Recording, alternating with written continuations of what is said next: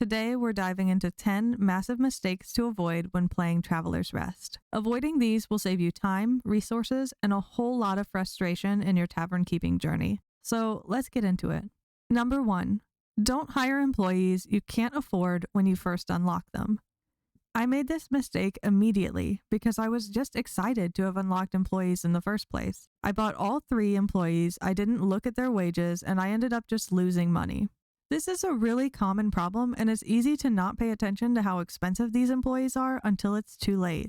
So just because you can hire employees does not mean that you should. But what you can do is you can always hire 1 employee at a time and work the rest of the roles in the bar yourself. Or if you do want to fully automate your tavern to run on its own, you can shop around and carefully select the cheapest employees with the best skills.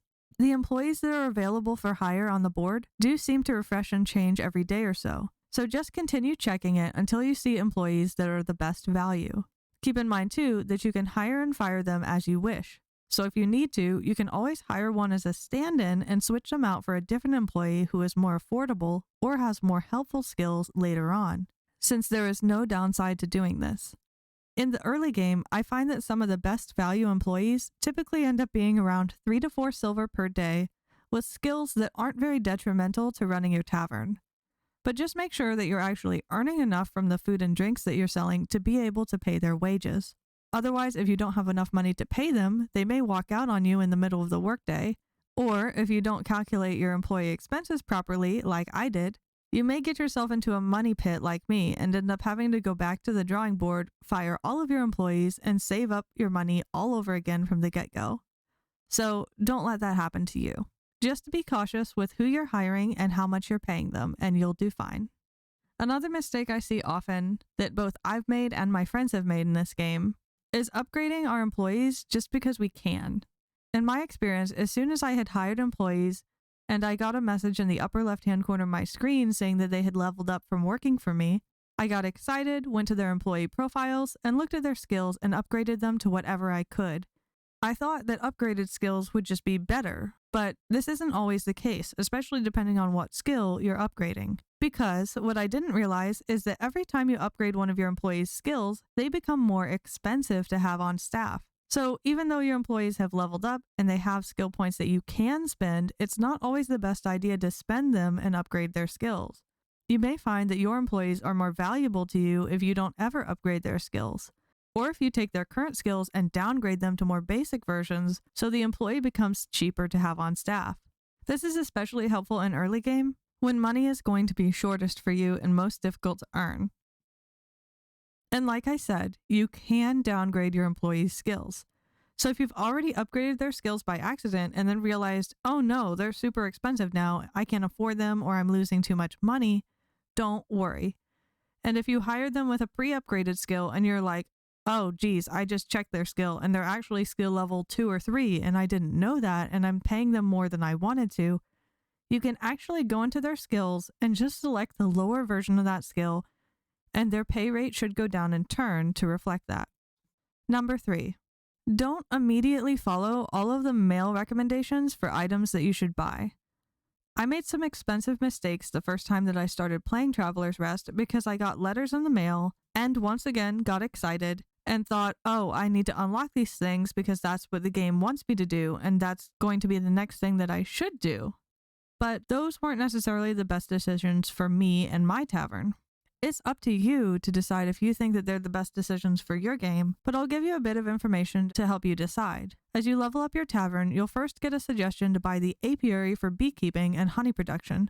However, the Apiary takes a very long time to produce, and you'll only really need its resources for candles and harder to make recipes in the early game. Furthermore, as you level up your tavern, you'll unlock much better versions of the Apiary that cost similar materials to make but produce resources much more frequently.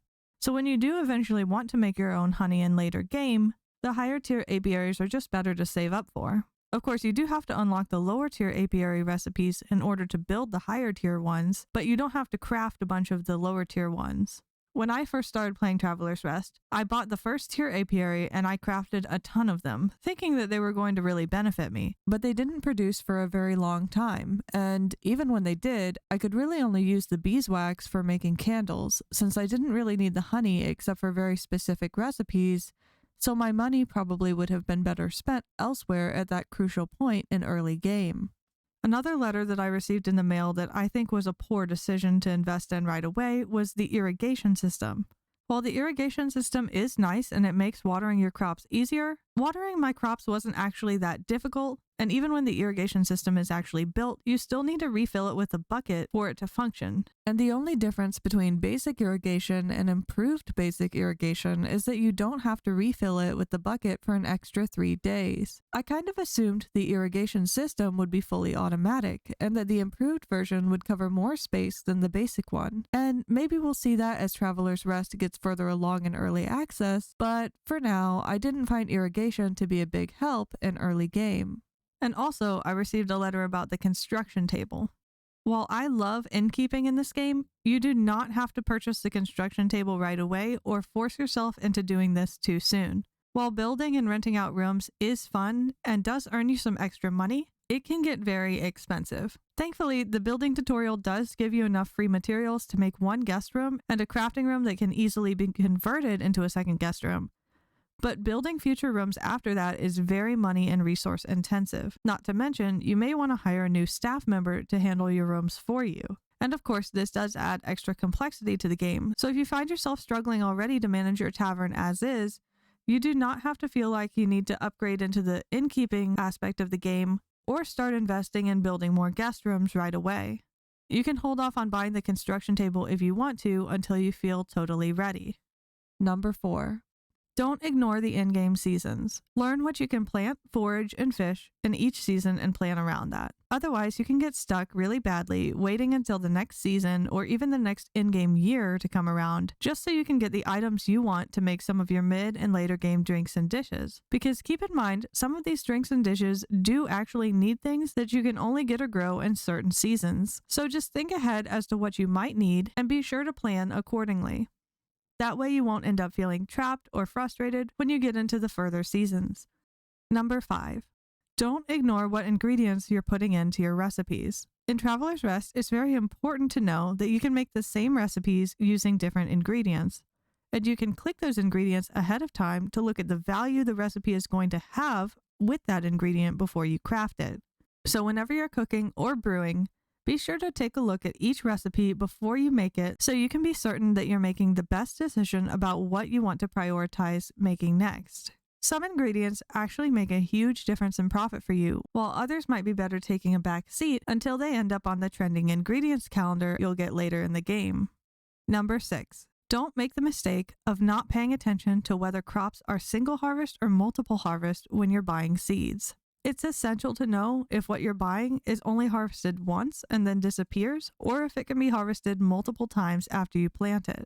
If it just keeps on producing, you don't need to buy a ton of that seed type, and if you do buy too much of it, you're just going to end up wasting money and feeling overwhelmed by the amount of harvest you have at the end of the season. So just always take a quick peek at the description of the seed that you're buying and be sure you know if it's going to keep producing or not. Number 7, try not to invest too much in small tables.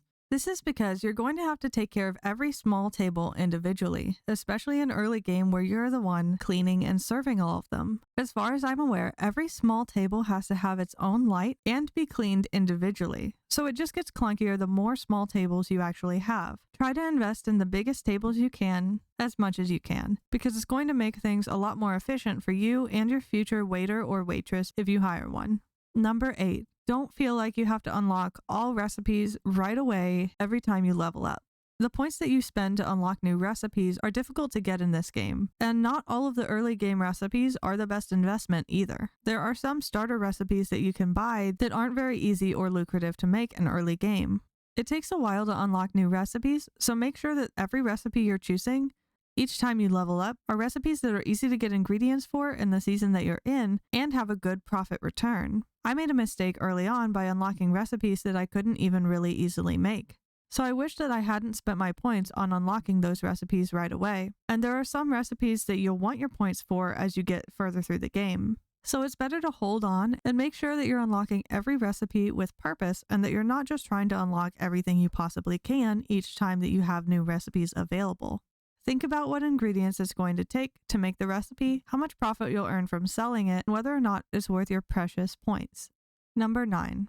Don't make the mistake of not planting more wheat, barley, and hops immediately right away. Being able to craft beers in this game is essential, especially when you're first starting out, and you're going to run out of the crops that the tutorial gave you very quickly. Soon you'll find that your taps have run dry and you'll have a problem.